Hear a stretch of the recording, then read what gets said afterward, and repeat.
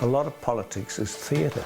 It strikes me that government is very like going to Kelly Tarleton's museum and looking at fish in a tank. It was a baptism of fire for a new government to deal with a massive economic crisis. New Zealand was on its bended knees. Did you think we're in for a roller coaster here? I certainly did. I do think it went too far, ultimately. I was the Prime Minister when we sold Telecom. I wasn't wanting to do that. Why did you do it?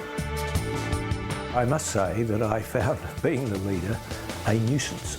A nuisance? Yes. You found being the Prime Minister of New Zealand a nuisance? I did.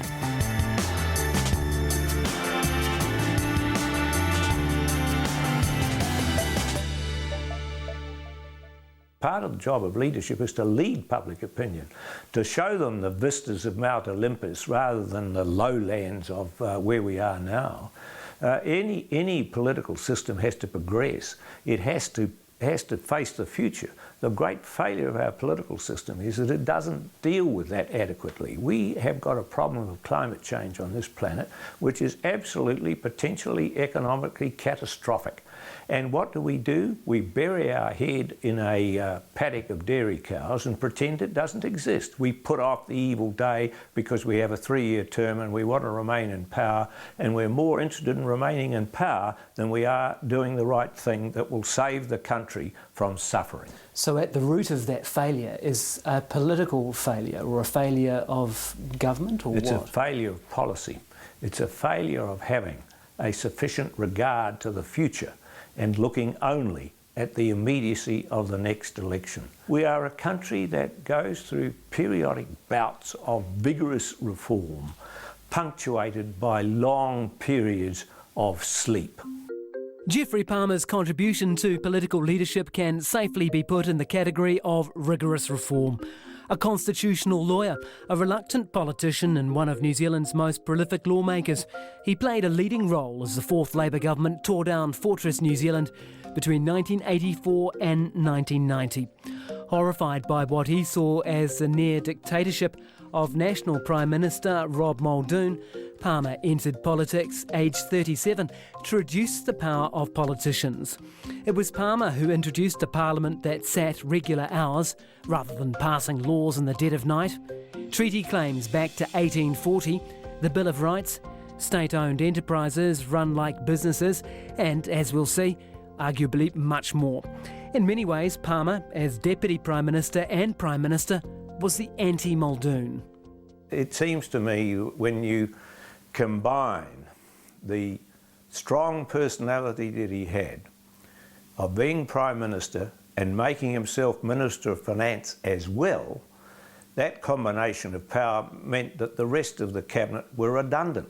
And indeed, that combination of power brought New Zealand to its knees economically. To what extent then was he running an elected dictatorship? Well, he was, entirely. The New Zealand system of government is very, very favourable to what I would call executive power. In fact, with a very small parliament, the cabinet under first past the post could dominate the parliament very easily, get its own way on everything.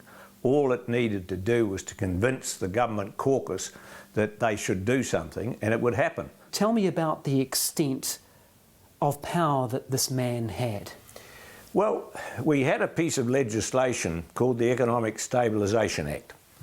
That act meant that you could regulate every facet of the New Zealand economy without resort to Parliament. You could control wages, you could control prices, you could control interest rates, you could control remuneration. We even had a thing called carless days at one point. I mean, this was an economy that no young New Zealander would ever recognise. You couldn't import things into New Zealand unless you had an import licence. You couldn't exchange your money freely. The exchange rate was fixed, and it was very hard to get money to go overseas. You had to apply to the bank. There were the imports that came in were heavily restricted. This was not a free economy. This was able to be done by Muldoon without Parliament sitting for months on end. When I first went to the Parliament, it sat about 4 or 5 months a year at most, and didn't start sitting till about May, when traditionally it was understood the cows were dried off, and that was the time when Parliament could sit. Is that seriously why it was? Well, who knows? It was lost in the mists of history, but it's never convenient to the executive government to have Parliament sitting. Even a measure which was supposed to open up our democracy, like the Official Information Act 1982, passed at around 4:30 in the morning. So this was a time where literally legislation was passed by men, largely, yes, in the dead of night. In the dead of night. And I campaigned very heavily against this before I got into Parliament and after. I remember Marilyn Waring coming into the Parliament for some of the debates at that time with great blankets so she could go to sleep during the debate. You talked about some of the big powers that Muldoon had, and sometimes it's the little examples that are very telling too. There's a story about when you and David Longy took over as deputy leader and leader and went to sort out the furniture. What happened? Well, Charles Littlejohn, who was the clerk of the House, ordered a new suite of furniture so people who came to my office could sit down. Muldoon, as minister in charge of the legislative department, countermanded it. There you have an executive of the government saying to the Parliament, I will decide as executive what will happen in this Parliament to an opposition member. That is an outrage in constitutional terms, and one of the things we did was to stop that by setting up the Parliamentary Service Commission, which remains to this day. Was there a parallel anywhere else in the democratic world at that time? I didn't know of one, and you see, as one famous Australian constitutional lawyer said, and it remains the case even under MMP in New Zealand, that New Zealand is an executive paradise. The sovereignty of Parliament in New Zealand, which means Parliament can pass any law it likes, it's actually the sovereignty of the executive, not of the Parliament. And that is why so many opposition MPs have such a frustrating life, because they have very little influence over anything. It says something interesting about your approach to power, that you sought power to reduce the power of government. Well, that's true, but that's the difficulty if you elect a constitutional lawyer to Parliament. You say that our current arrangements pose dangers to the peace, order and good government of New Zealand if demagogues take over. Yes, I believe that. Look at what's going on in the United States right now with Trump. If he's not a demagogue, I haven't seen one. And so it's a very fragile system. Until you've had the levers of power at your disposal, you don't realise how fragile democracy is. Why is it so important? Well, because New Zealanders are, on the whole, kept in a state of constitutional ignorance because they don't know they've got a constitution. And the difficulty is they can't find it. It's in so many different places. You cannot locate the New Zealand Constitution in one place. It's in some UK statutes, it's in some New Zealand statutes, it's in some prerogative instruments, it's even in standing orders of the Parliament. And the result of that is that nobody knows where to look. We've got 25% of the people in this country were not born here. In Auckland, the figure is about 40%. And the system is built on unwritten conventions, which they said in the 1960s when they examined this question, we don't need a written constitution because we're British. But hello, we don't have that shared heritage anymore. So what would happen if we had a modern-day Muldoon? What would happen is that he could carry a lot more before him than one would hope. And that is the danger of having a constitution where anything goes. I don't blame the New Zealand public for not being concerned about their constitution because they can't find it. And if you don't keep your constitutional machinery in good order and condition, you will find that your democratic rights slowly ebb away. But it is still true, isn't it, that Parliament can pass any law it likes, no matter how Yes, it bad is it true, is. and I'm absolutely opposed to that. Are you still fighting Muldoon then? No, I don't think it's Muldoon. I'm fighting the system. Milan and Nathan are visiting Vanuatu and hook into a real big angry one. Oh! Oh!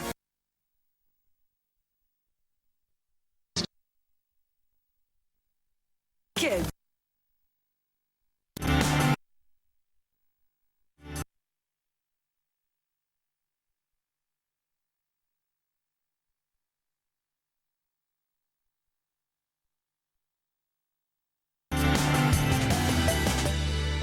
Rob Muldoon, probably drunk at the time, called a snap election for July 1984.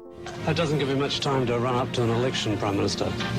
Doesn't give my opponents much time to run up to an election, does it? He lost, and the incoming Labour government unleashed a blitz of economic liberalisation.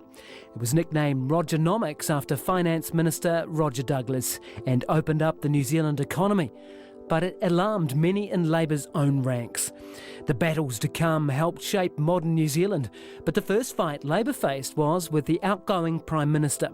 Clinging to power, Muldoon refused the request of the incoming government to devalue the currency, and Geoffrey Palmer was Deputy Prime Minister and in the thick of the action. This was as close as New Zealand ever came to a major constitutional crisis. The Reserve Bank wouldn't open the exchange markets so long as the situation continued. It only lasted 2 or 3 days, but it was really frightening. It was a baptism of fire for a new government, not even sworn in at this juncture, to deal with a massive economic crisis. New Zealand was on its bended knees. Our economy was in the wrecking yard, and it was, people have forgotten how desperate it was. Did you think we're in for a roller coaster here at that point? I did. I certainly did. And we knew, I mean, we had massive deficits at that time. I remember Muldoon saying that the public wouldn't understand a deficit if they tripped over on a dark night. But you can't go on spending money you haven't got, and that's what we were doing. I mean, we had to have some drastic economic action taken, and pretty quickly. That led to what I would call something of a juggernaut, where the economic changes became so great and so many that it was very hard for the public to deal with, and it was done too fast. But you have to understand that in a 3-year term of Parliament, you have to act quickly, and you have to get what politicians call runs on the board before you go to the electorate.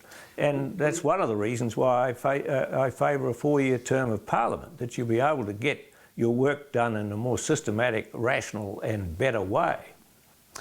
You had written the 1984 manifesto.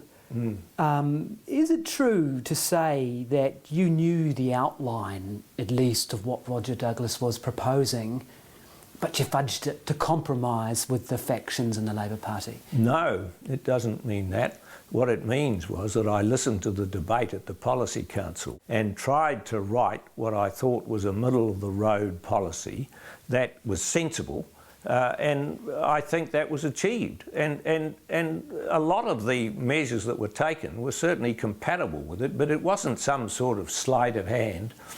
You write, in your own words, I accept that it was designed to paper over the cracks in the variety of views between the members of the Policy Council, but it was not a misleading document, end quote. The charge from many of the critics of these reforms, though, is that, isn't it? This was an ambush. We did not know what was coming. What is your response to that? My response to that is that the government was between a rock and a hard place on economic policy. We ran the summit, the economic summit, to try and get some ideas about how these things might be looked at. The Treasury advice to the incoming government was extremely detailed, and of course the Treasury hadn't been listened to for 7 or 8 years on anything. And the whole of the New Zealand economy was still in this, what I would call, fortress state. And The Polish shipyard, I think, was well, the yes, that analogy, was Longy's expression about how we were running it, and that was accurate? quite accurate, I think. And the business community had to come to Wellington to get import licences rather than compete. The level of competition in the New Zealand economy was very low, and the levels of production were very low, and the gross national product was not increasing. And we were drastically in debt. And so you embark on this major economic reform, of course led by Roger Douglas, who asked ministers whether, if they had any concerns, they should put them in writing. It appears to me that you did not, and you were quoted as saying the policy seems to me to be quite orthodox. So you didn't oppose Rogernomics? No, I didn't oppose it. It seemed to me that in its initial stages at least, it was a return to what most countries had of a sort of orthodox economy where the market had some sway, but there were controls over it. Now, I do think it went too far, ultimately. And Where? It did. Well, it became an ideological crusade in the end, which I don't actually. I've had something to do with economists. I was a student at the University of Chicago. I've heard them lecture. That is the home of neoclassical economics. I don't trust economists. I don't think economists can predict how the world is going to behave. You can put economists in a line and all their predictions will be different one from another. I have come to be very sceptical about any economic advice, and one of the reasons is this, that economists who operate on what I would call mathematical models have a lot of assumptions, and those assumptions consist, first of all, that there is a perfect market, second, that there is perfect competition, there is perfect information about what is happening in the market, and there are zero transaction costs. It's fascinating because you don't see those reforms as right-wing, do you? Not particularly. Almost every other Labour person now would see them as right-wing. In fact, it sort of generated a whole force of passion still, yes, hasn't I know, but it seems to me that ideological divides are on the whole pretty damaging, misleading, and you get a whole lot of political folklore that is on the whole so you can quite misleading. So you can say, rationally considered, you're sitting here, you say Rogernomics was not right-wing. I think it was a return to conventional economics. That's what I thought at the time, and I still think it. But just let me say this. Sure. You look at the measures that were adopted. The end of import licensing, floating the currency and giving the Reserve Bank power over interest rates. All the changes that were made, and there were a lot of them, a new Public Finance Act, the state-owned enterprises policy that I had a lot to do with, all the economic changes that were made, none of them have been reversed. And you would have to say that if they were a way out of kilter, they would have been reversed by now. They were not reversed by the Clark government, and they haven't been reversed by the Key government.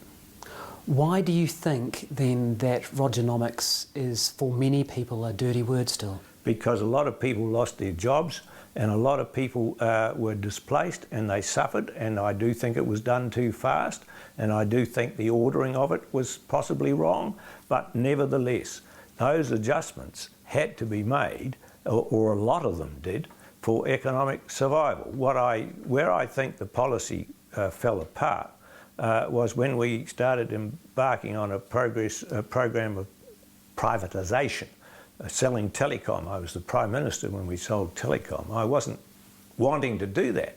Why did you do it? Well, because I was convinced by the Minister of Finance, David Cagle, that we had to pay off debt. and to keep our economic credibility. Do you regret that? Because the policy said, the manifesto said telecom would not be sold. You Yes. were in charge of that again. Do you, sitting here today, regret that? I regret the suffering that we suffered politically from it, but it did seem to me that credibility required us to do that. I passed the state-owned enterprises policy when I was the Deputy Prime Minister. I designed the bill, and there was no privatisation in it then because you had to change the Act of Parliament to privatise anything.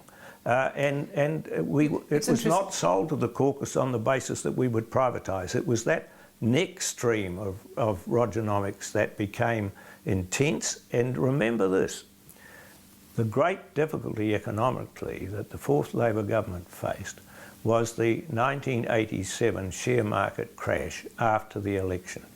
That share market crash was bigger in New Zealand than anywhere else, and it lasted longer. It put the economy into a tailspin. It put the politics into a highly difficult situation, and it was necessary to regain economic confidence. I was convinced that we really had to take some steps at that time, and of course it was the steps that were taken at that time that led to the collapse of the Labor government, because it was the flat tax policy that Roger put forward just before the end of the 1987 calendar year, which David Lange then disowned in January when there was no political activity going on, and that led to the rupture between David and Roger, which really brought the government to an end. Did you agree with the flat tax package? I certainly agreed with it going through the Cabinet as it did, but there were a lot of adjustments that needed to be made to it. There were a lot of costings that had to be done to it. It was not a done deal as it went through the Cabinet. Well, it was signed off by Cabinet. Well, of course it was, and that's what led to the difficulty, because you cannot have a Prime Minister unilaterally disowning a policy that Cabinet has agreed to. It wasn't a policy, there was a lot of work to be done on it. And it may well have been, as David Lange's instincts were, that this was not going to help those who are least well off. And that's why he torpedoed it. But the work hadn't yet been done. It may not have survived. And it was necessary to go through the proper processes. So again, it strikes me, you're not an ideological person when it comes to economics. No. You thought privatisation, well, if that's the best way to pay off the debt, let's do it. Yeah, I certainly, I'm not ideological at all, really. And my ideology comes down to having a good liberal democracy that has underpinnings of total democratic control and accountability. That's what I believed before I went into Parliament. That's what I still believe, and most of my political activity was engaged in doing those things. And to some extent, when I became the deputy leader of the Labor Party, I had to engage in a whole massive range of other things that I didn't have any great belief in. A lot of people lost their jobs as a result of these moves. You yourself would have known some of the heartache of that. I think your father was laid off from the press. Yes. You know, so you would have known. I think he even lost his house. Yes, he did. Yes. So you would have known the personal cost. Tell me what it was like to balance the theory and the knowledge that the policy you're pursuing is the right thing to do, and the personal impact of that. I think the adjustments are difficult, and they were not pursued sufficiently quickly in our case. We finally got a relief program going to help people and to give them some assistance, and of course we never cut any of the benefits during this period. And you remember we put in GST and we adjusted the benefits for that. We were not about to get rid of the welfare state. I make that absolutely fundamentally clear. That was an axiom of the fourth Labor government, and we built a lot of state houses, something that people might be interested in from today's perspective. But the suffering was significant. because there were a lot of people who lost their jobs, and some of them did well and some of them did not.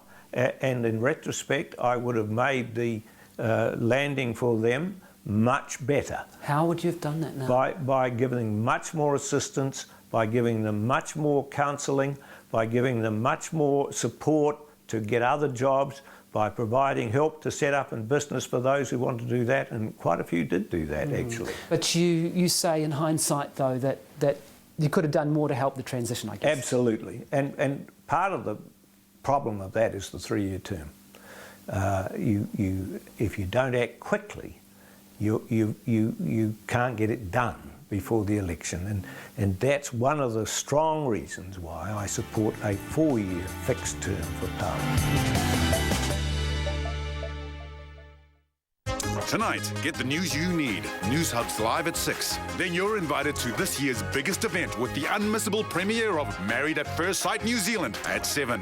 And Amy Schumer stars in Trainwreck at 8:30. It's brilliant on 3. Aziz? Hi, how are you? What? Obviously, I don't know what I'm doing. Aziz just threw coal into the coal fire, and not one piece of coal got through the door to get into the coal fire. Catch you in the AM tomorrow. A royal commission set up by Palmer considered a referendum on a 4-year term, but it never happened. Instead, a far more dramatic change was set in motion, replacing the first-past-the-post electoral system with MMP. Geoffrey Palmer is the only one of our former Prime Ministers who backed the move at the time, a move stumbled into by accident and farce when David Lange mistakenly promised a referendum live on television. And we will, in the next term, refer that report to a parliamentary select committee. A referendum will thereafter be held. Well, I was a supporter of MMP. He actually wasn't, but he thought that the Policy Council had approved it, and it hadn't. He misread his briefing notes, is what happened. Seriously? Yes, seriously. That's what happened. He misread his briefing notes. And he went on television? He went on television, and of course that made the caucus not happy. Promising a referendum on MMP? Yes, and he that was not the policy of the party, because there were only about 12 or 13 supporters of MMP in the whole Labor Party caucus, which was pretty big. And I was a supporter of it, and I couldn't get support for it within the councils of the government. You must have been delighted. I was delighted, absolutely delighted. But of course, after then Bolger promised it, then the Labor Party had to change and promise it as well. And so MMP arrived. It reduced the power of the politicians and the main political parties. It was a much more democratic system, but it was not supported by either of the major political parties. And it arrived because the people voted for it in a referendum. And I think that was wonderful. So all the big players of the time that we remember, Helen Clark, Mike Moore, Jim Bolger, all of your colleagues and foes, if you like, they all opposed it? They did. Because? Because it was going to reduce, they thought, the power of the two major political parties. Of course, in retrospect, they have now mastered MMP, the two major political parties. Both the Clark government and the Key government have been able to master MMP by having support parties, several of them, who can be ministers outside cabinet and who can be called on from time to time to get matters through. And so, in effect, what has happened is that the management of MMP has been subverted to some extent by executive control over it. Now, what it has done though, it has slowed down the legislative process to some extent, and that's a good thing. But we've also got a much more diverse parliament, many more women, many more ethnic groups, many more political parties, much more political diversity. These are very important features in a democracy that is now a very pluralistic society. Has it reduced the power of Prime Minister? Not to any appreciable extent. So an MMP Prime Minister is just as powerful as an FPP Prime Minister? Not perhaps quite as powerful. You have to go through more steps. you have to do more negotiation. One of the difficulties of the system is that it lacks a bit of transparency. The negotiations go on behind closed doors. I learn about these things due to practicing law in the city for a long time, and the way in which the system actually works underneath in the engine room is a bit different. What do you mean? Well, if you support this provision in the bill, I will support your bill. Those sorts of deals. Is that good practice? The difficulty about those sorts of things is that the public has no way of knowing about them now, and indeed the public doesn't know anything about how the system of government works because the media is in a state of collapse. The Parliament is not reported now. When I was a young person growing up, the papers were full of the debates in Parliament. You could actually find out what MPs said. You wouldn't know what any MP said now unless there was some outrageous sort of sensational scandal. I mean, the nature of our representative democracy has fundamentally changed, and people don't get that. They don't understand the implications of it. There is much less adequate communication between the governors and the governed now. I think that democratic government around the Western world is in some sort of crisis because there's a lot of unhappiness. Look at the level of voting in the 2016 New Zealand municipal elections. Hardly anyone votes. And yet we've got a super city in Auckland with enormous powers. Why would they not vote? It's quite hard to understand. Are they turned off by it? Do they think it doesn't matter? I have reached the conclusion that we need compulsory voting. I have come to the conclusion the Australians are right about this, at the parliamentary level and at local government level. If you are going to live in a democracy which is supposed to be conducted by the people for the people, then the people should have some duties, they should participate, and they should vote. And it should be against the law not to do so. That's right. That's what I now think, and I never thought it before. When I've looked at what happened to Brexit, when you get a breakdown of the legitimacy of your democratic system, which Brexit shows, you've got problems. When you look at Trumpery in the United States, where you have a really polarised group of people, what the United States needs is a good dose of proportional representation. Geoffrey Palmer, of course, played a major role in bringing proportional representation here. He also presided over a monumental shift in treaty settlements. In 1985, Palmer drafted and passed a new law allowing Treaty of Waitangi claims to go back to 1840, paving the way for the major settlements of the mid-1990s. It was greatly resisted at the time. And I never got as much mail opposing anything as when we did that. Really? No. And what were people saying? Oh, people hated the idea. There was a lot of racism in New Zealand then. What sort of things would they say? Well, they just felt that the Maori shouldn't have these things, that the treaty was old, that we shouldn't take any notice of it now, that it was part of history.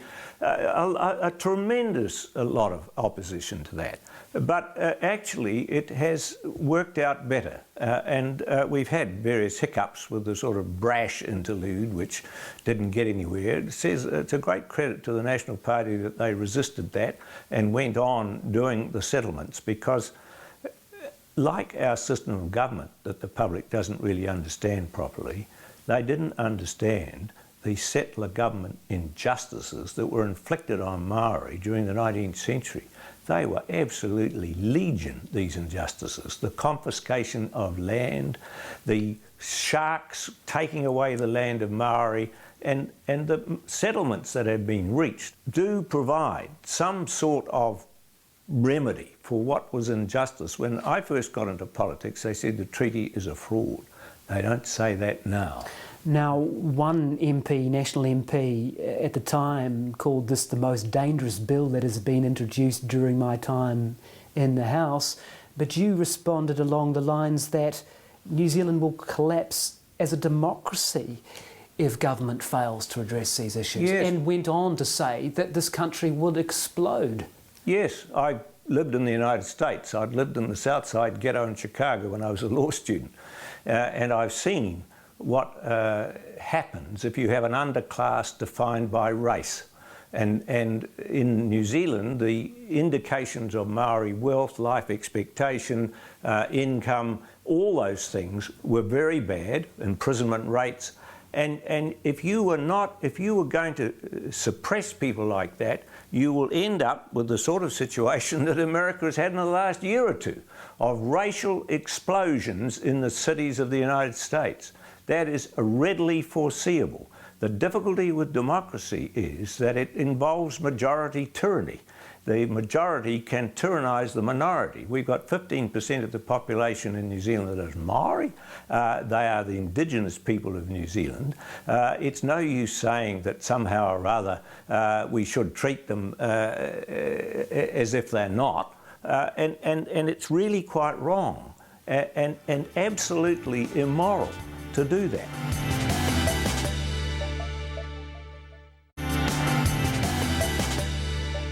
One of the great moral causes of the time was the fight against nuclear weapons. Labour's law banning nuclear ships saw New Zealand booted out of ANZUS and a deep freeze in relations with the US. The fate was sealed when the USS Buchanan was not accepted into New Zealand waters in 1986. Many credit David Longy with making New Zealand nuclear free. And I'm going to give it to you if you hold your breath just for a moment. I can smell the uranium on it as you lean towards it. But at the critical moment, David Longy wasn't even in the country, leaving acting Prime Minister Geoffrey Palmer to make the call. The difficulty was that David Longy had gone to Tokelau. Tokelau is an inaccessible part of this planet. It is 3 days steaming away from Samoa. There were no communication with him was possible that was secure, and therefore no communication was possible. Leaks started coming from the United States and from Australia saying that a ship had been agreed on and that we better let it in, and political pandemonium broke out in a big way here. I could not talk to David.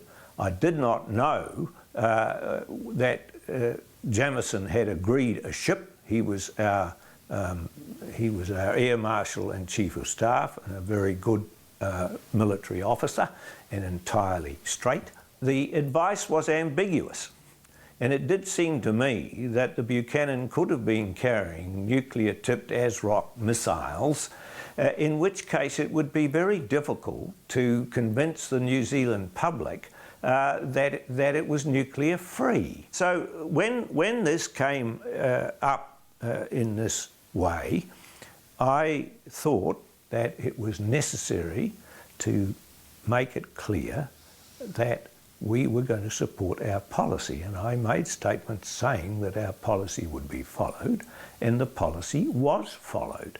Those leaks that were coming out when Longy was en route to Tokelau, where were they coming from, do you know? They were coming from Washington and Canberra, and they were coming from well-informed sources, and they were designed to put pressure on us to let this ship in.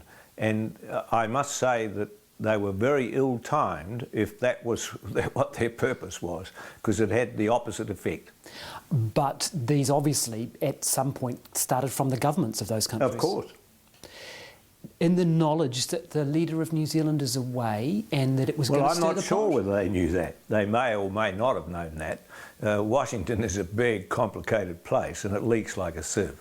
Canberra does too. Well, this is the big question, or one of many big questions. Why did he not brief you before he left? Because he didn't think there would be anything happening. He wouldn't have thought that. He wouldn't have thought that these leaks would start occurring in the US and in Australia. So he wasn't running away from it? No, I don't think he was at all. You didn't say, oh, David, you could have told me that... No, I didn't say that. What's the point? The whole question really was settled by the Cabinet without really any difficulty. I wonder, though, whether it was almost settled by you before that, because you went public on January the 11th saying, quote, "Some in New Zealand fear the government will buckle. I assure them it will not." That's right. Now, does that not mean that you made the decision? No, that means that the policy will be followed. And the policy was that we would make the decision which ships to let in. And that was precisely the policy that is now embodied in the legislation that was subsequently passed and which has led to the decision to allow a ship in. There has been no change in policy ever since then. That was a pretty strong statement to make publicly as acting Prime Minister, though, when you could have taken a slightly easier option to keep quiet until that Prime Minister came back. I didn't think that you could possibly do that with a policy of this character. You can't propitiate on a policy like that. You either stand for it or you don't. And we did. And David then got into negotiations with the Americans about whether they could send a FFG-7, which was a lesser vessel. But the difficulty was the Americans, having had the understanding that they'd reached an agreement, which I knew nothing about. Would your decision have been different if you had known that? I think if I'd been briefed by David Longy on what had precisely happened, and I may well have taken a different view of it, because he was the minister doing this. I was only acting, and it didn't seem to me that I wanted to completely run this issue at all. I wasn't inclined to do that. I was only forced to do it by circumstance. It was a pretty brave decision, though, for you to take, wasn't it? Your officials had effectively said, let this boat come in, hadn't they? Well, I didn't read that way. I mean, we know what the officials thought about the alliance. We always knew that. The question in my mind was very simple.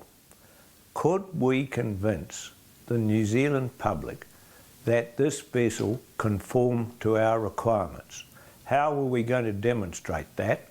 I thought it was very like a jury trial. I'd done a lot of those in personal injury when I was young, and I thought, can you convince ordinary New Zealanders by what you can put forward whether this vessel is not carrying nuclear weapons? And proving a negative is never easy, and I didn't think we could. Like a jury trial? Yeah, because in many ways the public's like a jury. I also think that being free of nuclear weapons is a good policy, and I think it's really important for New Zealand to have a neutral foreign policy. We are too small to get involved in big struggles between big powers. And the boats are back? The boats are back, and that's fine. But they are back on our terms. Richard Prebble says you actually made New Zealand nuclear free, not David Longy. Is he right? I don't think that's fair at all. I think David Longy was the leader. He articulated those policies everywhere. He went to Oxford against all the official advice and became a world figure on these matters. He was told in the famous "I can smell the uranium on your breath," he was told not to go? He was told not to go. None of the officials wanted to go. The Australians were apoplectic about it, and the Americans certainly didn't like it. And the difficulty that David had was this. David Longy was a very unusual politician. He was so clever, so full of quips, so amusing, so funny, such a gifted rhetorician that the Americans could not understand his wit. And we used to send cables to Washington of what he'd said, transcripts of the press conference, so that our ambassador could brief the Americans. They just didn't get Longy. They didn't understand him. He had a British sort of wit. They don't get that. And he was so clever. It was a sort of private eye sort of wit. And it was devastatingly good. And he used to use it at press conferences. I must say, I'm not sure that was always a good idea, but he did do that. And on these matters, it used to drive the Americans spare. But you wanted to stay in ANZUS? Yes, of course, the Labor Party wanted to stay in ANZUS. That was the policy. Did you? I thought it was probably a good policy if we could, but we couldn't. And it turns out, what, perhaps for the better that we were? I think it was for the better. I do think so. I think it allowed New Zealand to forge an identity of its own that was respected abroad. I had talks in places like Japan and Germany and in Britain about all of this over the time we were in government. And it was a bit like the mouse that roared, you know. New Zealand is not a very significant country except in the eyes of New Zealanders. And for the Americans, were sort of wondering what the hell was going on. For the first time in New Zealand, I'm sick of dating. I'm sick of friends trying to set me up with people. 12 Kiwi singles. You get sick of the small talk and you get sick of going out on dates. 6 weddings. I'm definitely nervous. This is the final moment, bro. And you're invited. The name Bond, James Bond. To be there when they meet. I'm freaking out a little bit. At the altar. I hope when she sees me, she's just like double thumbs up. The Edge brings you Married at First Sight New Zealand. Starts tonight at 7 on 3. A remote island where a private family home is one man's dream. I've got to say, that's one of my favourite views. But the unpredictable seas and the dangers of isolation make this a massive challenge. Something goes wrong in mid-flight. Our lives and safety are paramount. Heart racing, eh? Literally everything for this build will need to be transported to the island. Well, we've got 6 months to build it. Are you utterly mad? Good things don't happen because they're easy. Brought to you by ANZ. Grand Designs NZ, Tuesday on 3. Wow, it's breathtaking, isn't it, Pete? What Auckland prices can buy you elsewhere. These are on for offers over 279,000. Price-wise, just over 500,000. Definitely rentable. It's on the market at 565,000. This will make you feel lighter. Whoa! Realestate.co.nz brings you Slice of Paradise, Wednesday on 3. David Lange was Foreign Minister as well as Prime Minister between 1984 and 1987, so Geoffrey Palmer often found himself acting Prime Minister. That and his background as a constitutional lawyer gave him unrivalled mastery of the machinery of government. But the reality of politics and the demands of the media were frustrating for his academic mindset, a tension which increased as the fourth Labour government, now in its second term, began to fall apart. A Deputy Prime Minister spends most of his time firefighting. When things go wrong, you have to fix them. I suppose half my time was spent firefighting in those sorts of ways, trying to sort out messes, which always occur in any government all the time, and a great deal of time is spent doing that. And I often resented that time. To some extent, I treated the Labour Party and the government as a difficult client who had to be given proper advice. You were a reluctant leader, is that fair? That's absolutely true. My greatest ambition when I got into politics was to become the Attorney General. I managed to secure that position and I was very happy doing so. And it was what my career aspirations had been in political terms. And I must say that I found being the leader a nuisance. A nuisance? Yes.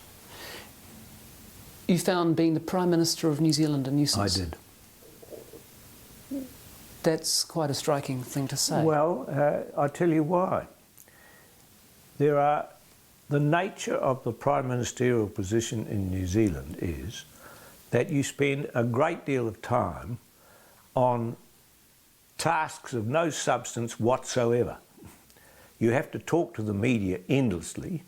I mean, I remember getting out of a plane somewhere in the North Island being asked by a journalist whether I liked eating broccoli, because President Bush had had broccoli put on his somebody dumped, some unhappy broccoli farmer had put a whole lot of broccoli in the White House lawn or something. What are you asking me whether I eat broccoli for? I mean, this is ridiculous. The Prime Minister's become part of the celebrity culture in New Zealand. The Prime Minister's become less a working part of the Constitution and more a dignified part, even taking on many of the functions that royalty used to take on. And I found it an absolute drag to go to all these sorts of things where I was effectively wasting my time in terms of policy, but you had to go through the appearances of it. Now, I just, and people say you have to do this to connect with the public. Well, I don't know whether Peter Fraser ever connected with the public. He certainly didn't have to deal with television, and dealt with some very good policies. I think the nature of the modern electronic media has brought us the celebrity culture. It's brought us reality television. It's brought us Trumpery, and we are going to suffer enormously in our democratic countries. I just felt that a lot of the Prime Minister's job was persiflage. Chief publicist. Yes, well, minister in charge of the election prospects of the government, really. So you had more power as deputy? Almost. I certainly think so, given the list of portfolios I had and what I was doing with them. And you know, the substance and pith of government is a great deal more important than the appearance of it. And a lot of modern politics is all about appearances. It is remorselessly superficial. It eschews any policy analysis on any serious subject. It regards things as boring when they are very important, and it really dumbs down the system of representative democracy, which maybe it's designed to do. A lot of politics is theatre. I really don't think the theatre is very appropriate because it gives a great many people a misleading impression of what is really going on. And it strikes me that government is very like going to Kelly Tarleton's museum and looking at fish in a tank.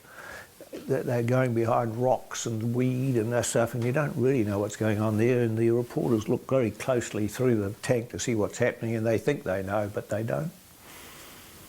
Why on earth did you go into politics then? I went into politics because it's the only way to change things. It's the only way to get policy change. Did you know then what you know now about the downside of having to be a populist and playing along with the media? Yeah, I did. I knew quite a lot about that because, first of all, I'd lived in the United States.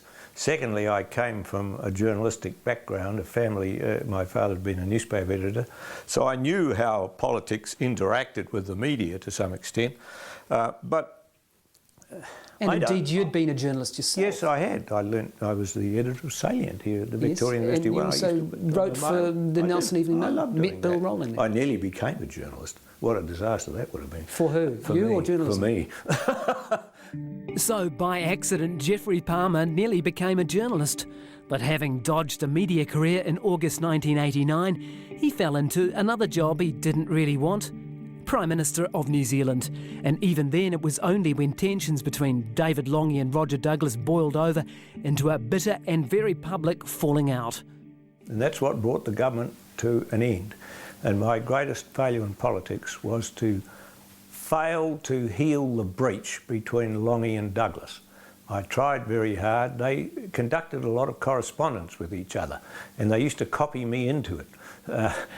So they were writing, not talking? That's it, and that's wrong. It was not right. How did you try? Did you say, let's go out? What did you try? What did you do? I did all sorts of things, but none of them worked. These people didn't have their egos under control. And both of them thought they were essential to the government, and probably they were right. But the difficulty is that you have to work together because a government, any cabinet, is a teamwork. What the public think is that the Prime Minister can do anything. The Prime Minister can't. The Prime Minister has to carry all the cabinet colleagues with him. David was never very strong at arguing for positions in cabinet. He was a good chair of cabinet, but he didn't seem to have very many strong policy predilections of his own. And Roger had a couple of other finance ministers in the cabinet always to help him. And so he was able to carry the cabinet with him to a large extent. You were loyal to him to a fault? Well, I don't think to a fault. It probably would have been better if I'd taken over earlier, but I didn't want to take over.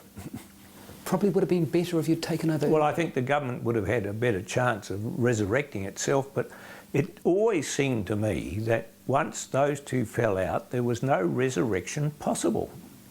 Lange sacked Douglas from the finance role just before Christmas in 1988, only to see his caucus vote Douglas back into cabinet the next year.